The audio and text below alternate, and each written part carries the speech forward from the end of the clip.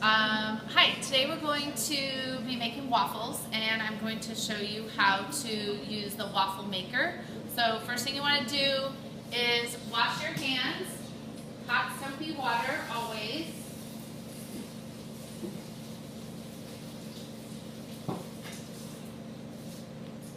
And next thing we want to do is we're going to read through our recipe. We need 2 cups of flour, a teaspoon of salt, 4 teaspoons of baking powder. That's the one in the can. I'll show you. Baking powder, okay.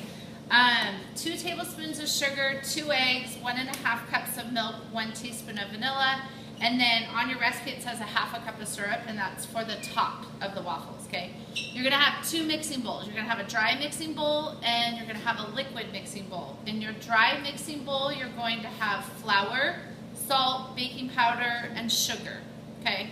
You guys have done this before, you know the 2 mixing bowls. Your second mixing bowl, you can use your, like your 2-cup measuring cup, your liquid measuring cup, and you're going to mix together eggs, milk, and vanilla. Scramble up the egg and mix it together, and then combine it with your dry ingredients, and then you're going to get waffle batter that looks like this, okay?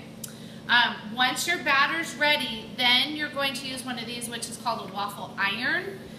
There's 2 sides to the waffle iron.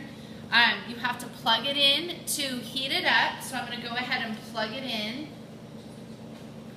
And you can see, I don't know if you can show that, when I plugged it in, the red light came on.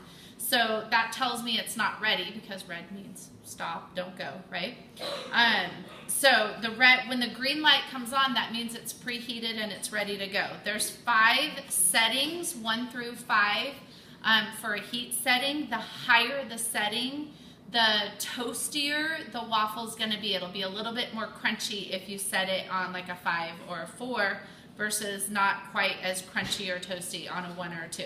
So totally up to you, it doesn't matter.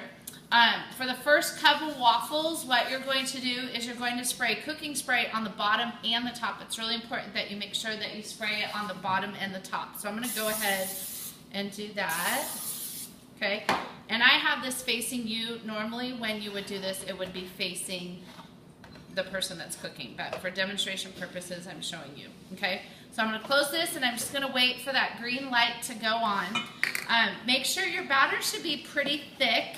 Waffle batter is pretty thick, a little bit thicker than like a pancake batter, and it shouldn't be lumpy at all. You wanna make sure that you get all of that flour and everything mixed in. You're going to use, your recipe says to use either your 1/4 cup or for the batter, the amount of batter that you put in, but I think sometimes it works better with the 1/3 cup. So I'm just gonna scoop that out and I'm gonna wait again for that green light to come on. I'm gonna get a fork, and a plate so that when your waffle comes out, it's ready to go. Taking so long. Oh, one other thing. This metal part gets very, very hot.